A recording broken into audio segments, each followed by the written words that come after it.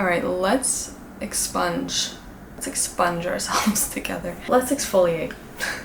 I just want to kind of say hi and jump right into the books. You know the drill. I'm just going to talk to you about what I've been reading in the month of June. I think there's about 11 or 12 books. I think this month we're actually going to go chronologically. I don't think I actually ever go chronologically when I talk about my books, but there's a fun theme here, so let's just do that. Here are all the books. I read most of these physically, but I do have a couple books that I don't own, but some of them I do want to buy. Anyway, first book that I read this month is Captain of the Sleepers by Mayra Montero. Here it is, translated by Edith Grossman. This was really, really good.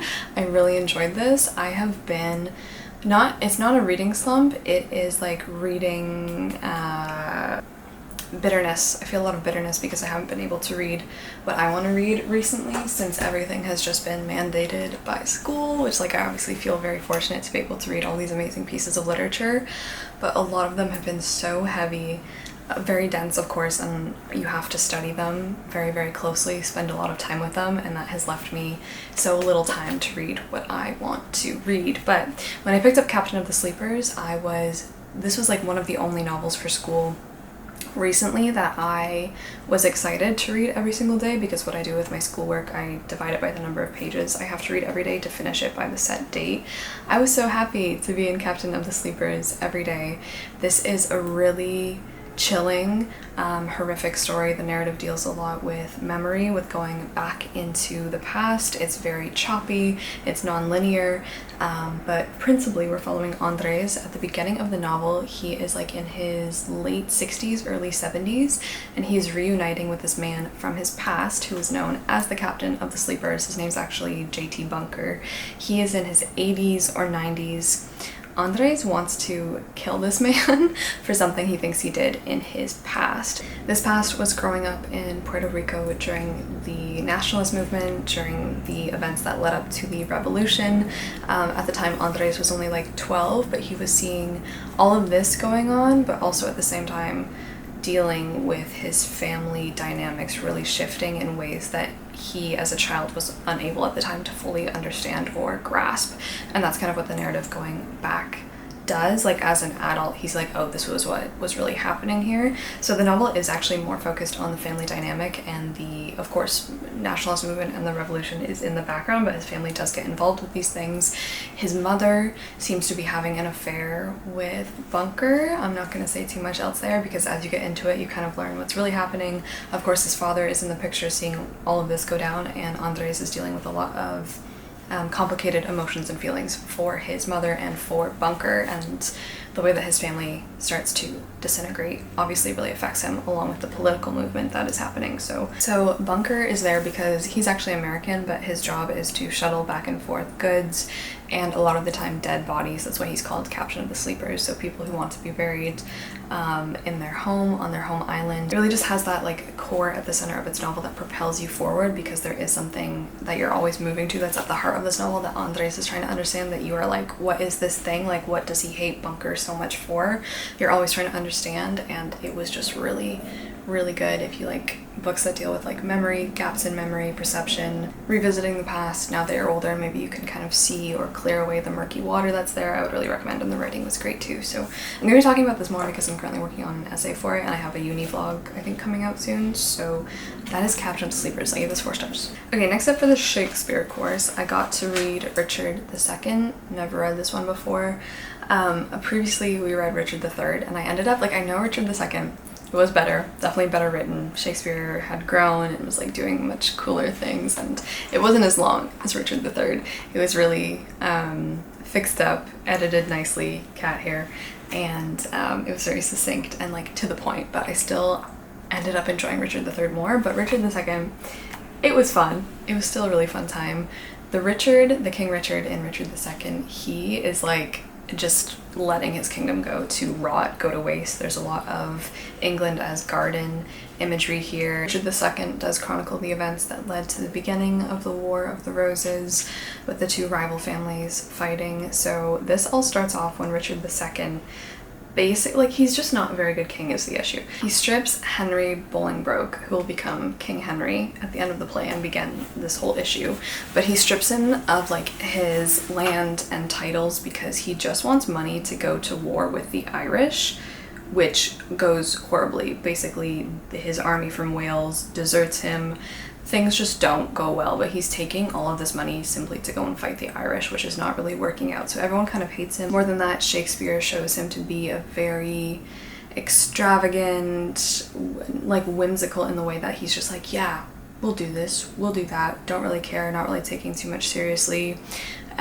He knows he's the king and he thinks this grants him some ultimate power to do whatever he wants, and throughout the play you see Richard II like have a huge identity breakdown, a crisis, very similar to Lear in King Lear, which like I think we're gonna get to by the end of the semester, but he starts to be like, if I'm not king, like literally who am I? What am I? I am just this title that has been bestowed upon me, and if you take that away, I'm kind of gonna die a little bit. Henry starts to amass a lot of sympathy. He's been exiled as well. He eventually comes back with a ton of support, and he's like, I want to get my titles back that you've taken away from me and my family, but I also kind of want to fight Richard now. I think the identity crisis that Richard has and watching Richard's journey is probably the best thing about this play, and he does become like such a poet. Also a 4-star. Am I getting a little bit tired of Shakespeare now? Yes, you'll kind of see that, but I'm currently reading As You Like It and really enjoying As You Like It, but Richard II was also really good. Okay, next I finished my reading of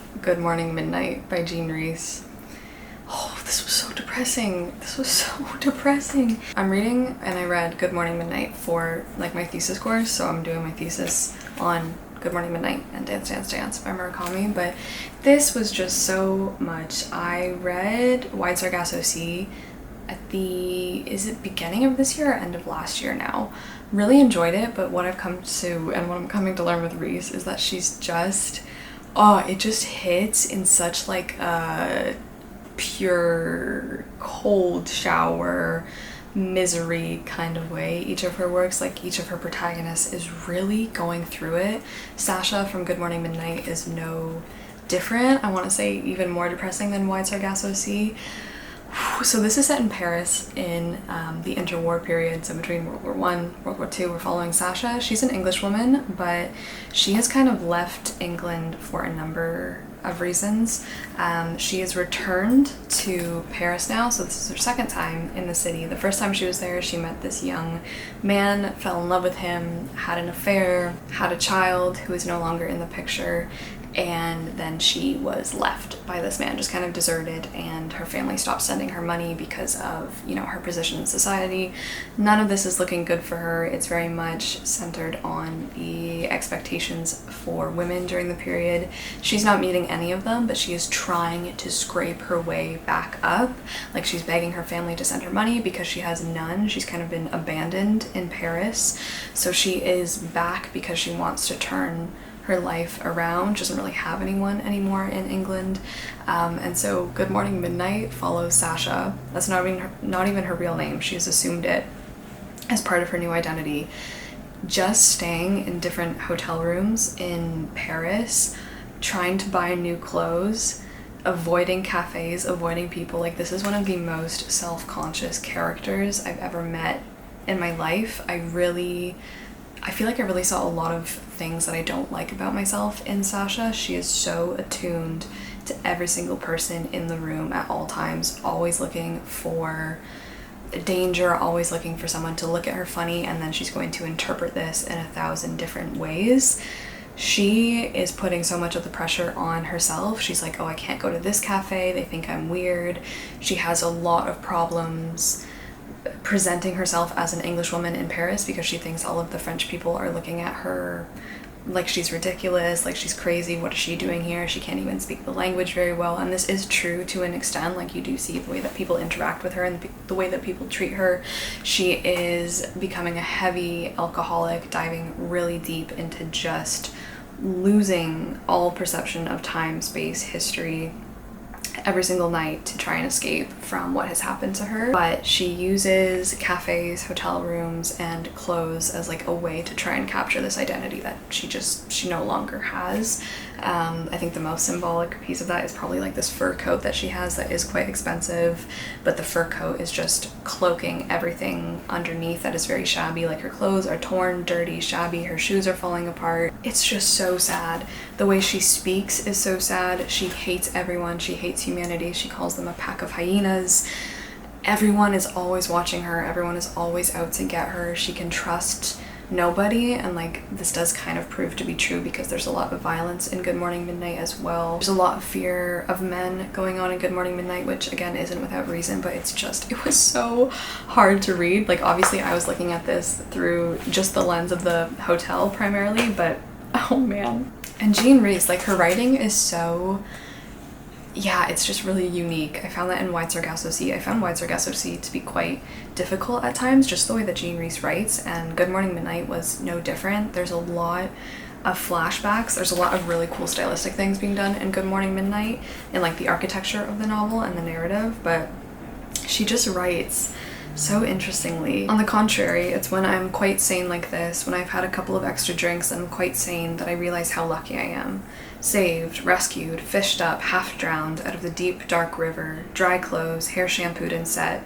Nobody would know I had ever been in it. Except, of course, that there always remains something.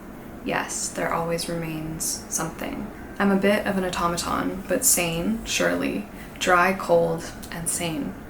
Now I've forgotten about dark streets, dark rivers, the pain, the struggle, and the drowning. But ultimately, like, she is just searching to kind of break free from society. As much as like she tries to be a part of them, she comes to realize that like I can't ever be like you. I'm not ever gonna get my position back. Like I am a different woman now according to the standards that society has set for her. I would really highly recommend this one, but I think it's really affecting. Besides, this isn't my face, this tortured and tormented mask. I can take it off whenever I like and hang it up on a nail. My life, which seems so simple and monotonous, is really a complicated affair of cafes where they like me and cafes where they don't, streets that are friendly, streets that aren't, rooms where I might be happy, rooms where I never shall be, looking glasses I look nice in, looking glasses I don't, dresses that will be lucky, dresses that won't, and so on.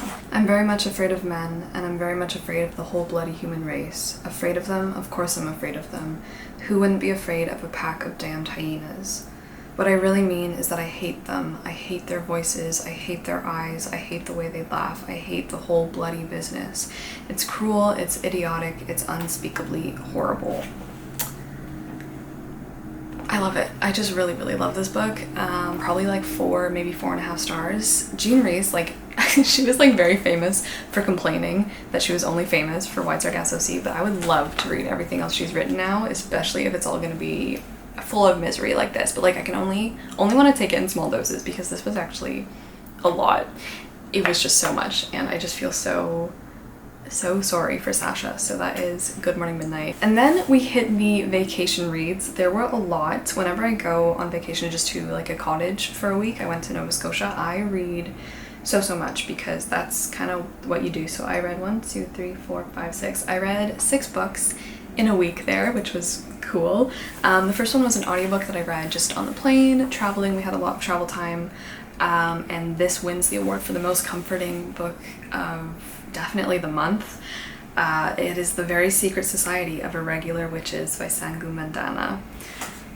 I ended up loving this, and this was, I was so surprised, so surprised, because I have a very hard time finding like wholesome, happy, found family books that aren't overly sappy, overly gooey to the point where it's just all sunshine and rainbows. But I feel like The Very Secret Society of Irregular Witches was perfect, almost perfect. I do want to say it steered too much into the sap, too much into the sappiness near the end of the novel especially, but yeah, 4 stars. It has a 4.18 rating on Goodreads, which is really high. I was so enamored with this, and it came at a time when I really needed that comfort, really needed that found family trope, and it was just so special. I want to buy it. So The Very Secret Society follows this girl named Mika. She's a witch. She's like in her 30s, I think, but in England, like you can get together with a group of witches. No one knows that witches exist. They've had to kind of protect themselves, obviously, from things that happened in the past, so they only get together once every 3 months. Mika is so lonely. Witches aren't allowed to spend time with each other, be friends with each other outside of their meeting every 3 months, because when there's too much power in one place, accidents happen. So when Mika gets a message on Instagram being like, hey, can you come work for us like as our witch, by people that aren't witches, by people who shouldn't know that witches exist, she's very suspicious, but she goes to check it out.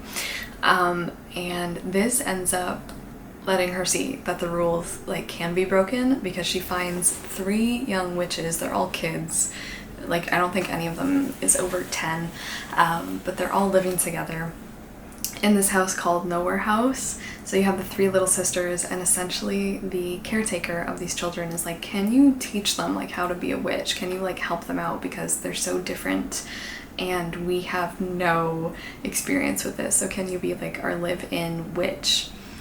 Mika really goes through like a journey in this book, learning to open up. She's been really hurt, really abused in the past, and it takes a lot for her to come to trust that like everyone in this house, we have like Ken and Ian, who are the 2 caretakers of the children.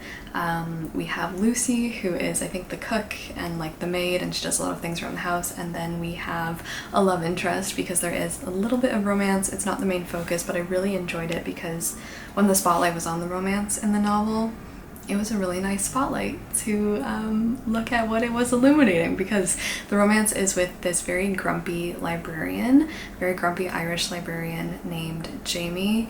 He's so fun. I really loved them. I really loved Mika. I think I struggle a lot with books like these, enjoying them, because everything feels too easy. I don't feel the gravity of anything, especially when it is a contemporary fantasy like this. But with The Very Secret Society, like I really felt both Mika's personal journey, like her, I don't know, just her being like, hey, being loved is okay. And I felt like the consequences of the magic being gathered in one place, of like having these children out of control, of like, what are we gonna do with these kids? There's a lot of complications that arise from raising 3 witches, 3 orphans especially, because in this world, more often than not, every single time a witch has a child, she dies because of this curse. The only thing I wish is that it was longer. I honestly wish it was longer. I wish there were more scenes of like Mika with the children, teaching them stuff, because I really liked the lesson scenes. I wish there was more of Mika and Jamie, because I really liked seeing them. I loved every single person in this novel. And then the only thing that kind of like docked the full star, I think, for me was the ending. I wasn't really a big fan of the ending, because like I was saying, too gooey, too sappy, but I also think this book really presented a lot of real world issues under the guise of magic, witches, all that stuff, which is also something that I enjoy. If you've been hesitant to pick it up, I know it's been making the rounds. I think it's hopefully pretty popular by now. I just filled this chunk in my heart this month that really needed to be filled, so that is The Very Secret Society of Irregular Witches. Okay, then we have about a bajillion summer books to talk about. Like, they literally all have summer in the title, because I just wanted to bring all of my most summery reads on vacation with me. So the first one is a reread, and that is The Summer I Turned Pretty by Jenny Han. I don't know. What am I gonna say about this? Actually, I haven't thought too much about it. This was okay. I bumped this down from my original 4 stars that I gave it when I was like 13 to a simple 3-star. This is really dated. This is an older young adult fantasy. No, it's not a fantasy. Contemporary romance, because the new TV show it's out, but season 2 is also on its way. Let me just preface this. I think I've already said, but I really enjoyed the TV show a lot more than the book after I went back and read this, because yeah, there was just a lot in here that was a little bit rough. So if you've never heard of The Summer I Turned Pretty, it's the summer of puberty. It's just all about going through puberty. We follow Belly and her brother Steven and their single mother who go up every single summer to Cousin's beach house. There we have Susanna. She's dealt with cancer in the past, and so there's a lot of apprehension about her health going on in the novel. She also has two sons, Jeremiah and Conrad. Conrad is the older brother. He's very aloof, but Belly has been obsessed, infatuated, in love with Conrad for her whole life, basically since she met him. This is the summer that everything with that relationship with herself starts to change because I guess she looks different. I don't know. I think the show did a better job of like focusing not just so much on like, oh, when you go through puberty you look different and everyone loves you now, with more like it's like also a shift in your perception of things. This follows Belly trying to move over Conrad the same summer that he like finally maybe starts to reciprocate some of her feelings. So she like gets her first boyfriend, her best friend Taylor comes up to stay with them, and lots of things begin to happen. Here's the thing. A lot of the writing was, I mean, obviously you can't change it, it's very 2009, but a lot of it was just kind of icky for me, especially the way certain things were talked about. Also, I just want to say, both in the novel and in the TV show, Cam Cameron, he is Belly's like first boyfriend in the novel. He is done so bad. He's done so dirty in the book. Cam is like the sweetest little muffin man. He's extremely nice. He's just out here trying to be a marine biologist, trying to treat Belly nicely, and Belly in the book and in the TV show treats him like a piece of garbage. Like, it was just so infuriating. Belly in the novel, I want to say, is almost impossible to root for or like or have any respect for, and I know a lot of it is like we're just teenagers being teenagers, like thinking really only of ourselves, being like, oh my god, my world is changing so much, which is fair. But Cam is just, I just feel so sorry for him. I really love Cameron. I talked a little bit more about like the difference between the book and the TV show in my last video, but yeah, I had to give this 3 stars. The next summer book, it is The Summer Book by Janssen. This was a gift. Thank you so much. I loved this. I read this in one evening up at the cottage, and it was so sweet. I've already talked a little bit in depth about this in that vlog, so if you want to check it out, please do, but highly recommend. This was so sweet. This is about a young girl and her 85-year-old grandmother and their relationship, their time every single summer staying in a cottage on the Gulf of Finland, what's going on up there. It's just set in like these sweet little chapters. There's also a lot of little illustrations throughout, which I love and which just adds something, because I love Janssen's illustrations too. This was so sweet. I love the movements, and like reading more from her has just been really beautiful, just so beautiful. It's just so, oh my god, she's just such a good writer. Like, she's such a good writer. The interactions between Sophie and her grandmother, it's just so real. I hate when like authors try to like get the reader in on something. It's just like, no, just show me the truth, show me these characters. Like, you don't have to alter dialogue to make it make sense. Like, I'm gonna go in there, fill in the gaps myself. And so like their conversation with each other, I was just smiling the whole time. Please read this, just please read this. I don't want to say anything more about it, I just want to leave it to you. So that is the summer book. For school as well, I read Monkey Beach by Eden Robinson. This was fantastic. This was really good. This is probably one of the books I've read all year that is just the best at creating believable characters that like you really get attached to. Monkey Beach is set on the northwest coast, pretty northwest coast of British Columbia. We follow this girl named Lisa Marie. This novel also is mostly in her past, in her childhood, but it does begin in the present, where she's I think 18 or 19, and her younger brother Jimmy has gone missing out at sea. Her parents are frantic. Her parents are going down to help with the rescue effort to search for him. Lisa Marie stays at home, but one night she gets this dream, because she's always been very attuned to the dead, to the spirit world, and she gets this dream that like he is maybe somewhere else than where they're searching for him. And so she goes off on her own rescue mission to Monkey Beach, where maybe he is, maybe he's not. But most of this book is set in her childhood, growing up with Jimmy, with her parents. Really what it deals with is like the implications of culture being destroyed to the point where generations like Lisa and girls like Lisa, like they don't have access to the support that they need to go through like having visions. The very subtle little things will be dropped about the residential schools, because like as this is set in Northwest British Columbia, we're following a lot of high slut culture and storytelling and knowledge essentially. So because like she doesn't really have anyone to guide her through this, and her mother kind of hushes it all up, even though her mother had or has something similar going on, Lisa is left to contend with like these visions of dead people by herself. Oops, my camera died, so now you're on my phone.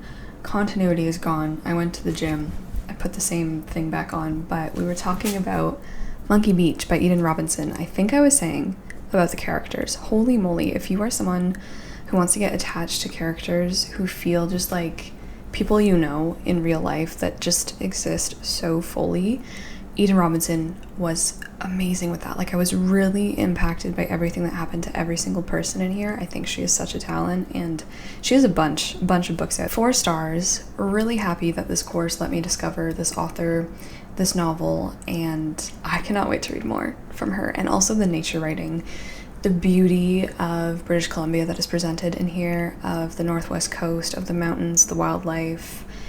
So gorgeous, and it just made me want to go so badly. British Columbia is a province I've never been to, but it is probably number 1 on my travel list in Canada. So that is Monkey Beach. The next book that I read and finished on vacation, because I had to bring a couple schoolworks with me, was not a hit at all. This sunk to the bottom of probably any Shakespeare list I would ever make, and that is The Merchant of Venice.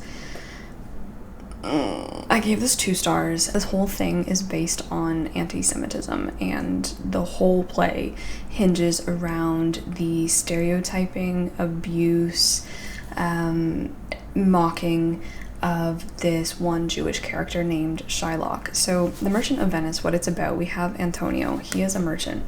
Okay. Time has passed. The cat hair is still here. He's a merchant, and he's kind of down on his luck, but he has placed newfound hope in a bunch of vessels that are crossing different ocean paths, different merchant stuff going on. He's got some investments that he's really hoping are going to make it through and not sink, literally. So when his friend Bassiano comes to him and he's like, can I like take out a loan in your name so that I can kind of get in good graces with this woman that I want to marry named Portia, Antonio is like, you are my best dude, bro. Yes, I will take out this loan for you, because don't worry, I'm going to be able to pay it off with all of my merchant stuff that's going to come in and hit my bank, and everything's going to be okay. So Antonio takes out this loan for Bassiano from this man named Shylock, who is Jewish, and the whole play from there, because Antonio's fortunes do not improve, they get worse. His investments go kaput, basically, but then the whole play is centered around how villainous Shylock is. That was one of the biggest, obviously, criticisms and things we discussed in the lectures, was just that, like, it's just, that is the whole play. It's not even a small part, which wouldn't make it any better, but it is literally the whole play based around demeaning this Jewish character who is the villain of everything. Even if there wasn't any anti-Semitism in the play, I just didn't like it in the first place. I found it quite boring. I do think Portia is a really cool, fun character. I liked the women in this play mostly. And then we get back onto the summer train, because I read Every Summer After by Carly Fortune. This one I wasn't going to pick up, but I heard Jamie talk about it. Leo Reads. Why do I want to say Leo Reads? I think that's her her channel is now Jamie's Library. I know her as Leo Reads, but she was talking about Every Summer After, and she's like, it wasn't that great. The thing that made me want to pick it up when I heard her talk about it was that it's about this young woman living in Toronto, and every summer she has this nostalgia to go back up north in Ontario to a cottage. So it sounded so much like my life. It's very hard to find, I don't know, it's rare for me to read a book that I'm like, oh my gosh, like, first of all, Canada, second of all, like, Ontario, Toronto, and then up north at the lakes, at the Ontario lakes, because Ontario is riddled with so many lakes. When I first picked this up, I was like, oh my gosh, this is like telling the story of my life. I mean, my family, we've never owned a cottage, but we would rent a cottage from the same family every single summer pretty much. I haven't been there for quite a while now, and I do live in Toronto now, so I was like really relating to this young woman's yearning. It was really fun for me to be able to like literally place all of the places in this novel, because that so rarely happens for me. But her describing like her life in Toronto, which has become very corporate, hot, stuffy, cement filled. She's not really liking it. She's trying to squeeze herself into the culture here, the expectations, the hustle, if you will.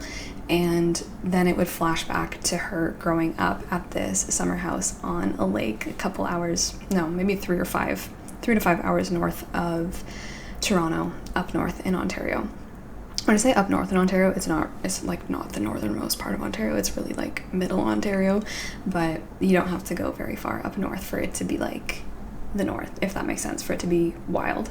And it was just really, really nostalgic. That was the only thing I liked about this book, was like being able to place myself, really relating to this character, because it was just, I don't know, it had like very specific things that were like very identical to my experience growing up in Ontario, down to like, I'm sure this is not just specific to my or her lives, but like at recess in elementary school, we would start making like friendship bracelets with like string, different colored strings, and then we'd sell them off at recess to different people before we got in trouble. And then, you know, you're not supposed to sell stuff on the playground that you would clip with a safety pin to your pants and then just make. That was like really fun. Overall, I haven't even touched on the romance. Every Summer After is a romance, and I really did not like it. So this is between her and Sam. Sam is a young kid at the time of the first flashback, and they live in the cottage next to, I don't even know what her name is, Percy. Percy is the only daughter with her two parents, who I think are professors at like U of T or something. But they live in this cottage in the summer, and then next door is Sam and Sam's brother Charlie.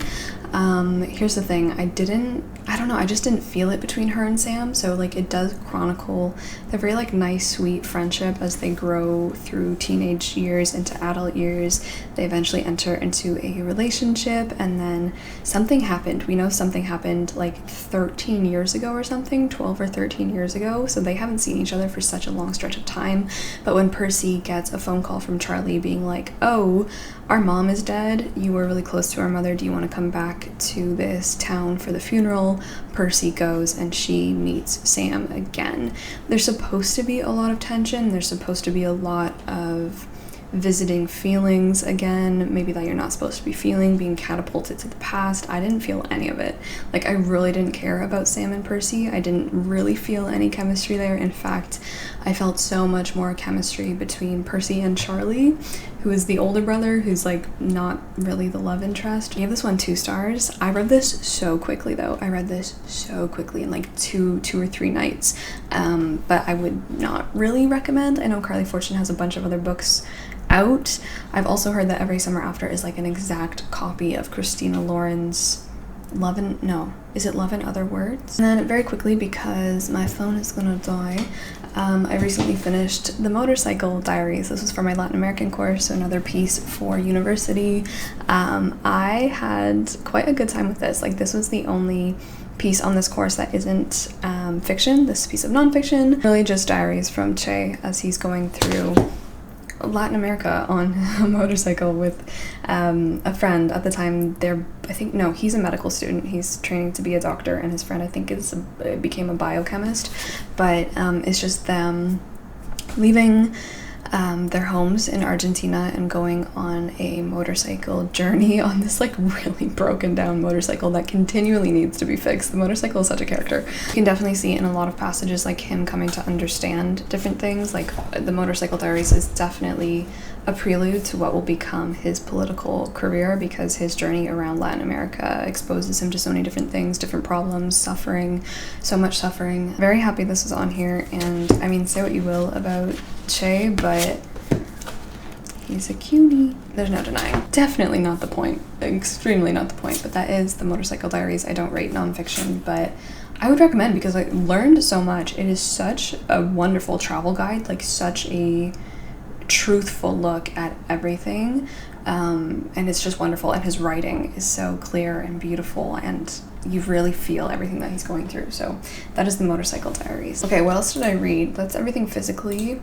that I have, but I did read another piece of nonfiction for my thesis, and that is Hotel Life by Levander and Guterres, I believe. So this was my least favorite piece of hotel theory, look at the hotel's cultural function, but overall it did provide some like interesting commentary on the sexual politics of the hotel and really added some new places for me to be able to flesh out my like arguments and investigation of what the transience of the business model of the hotel, like the hotel's main concern is like temporariness. You're not there, you can't live there, you usually don't live there, what it does to the psyche. I don't want to bore you with that.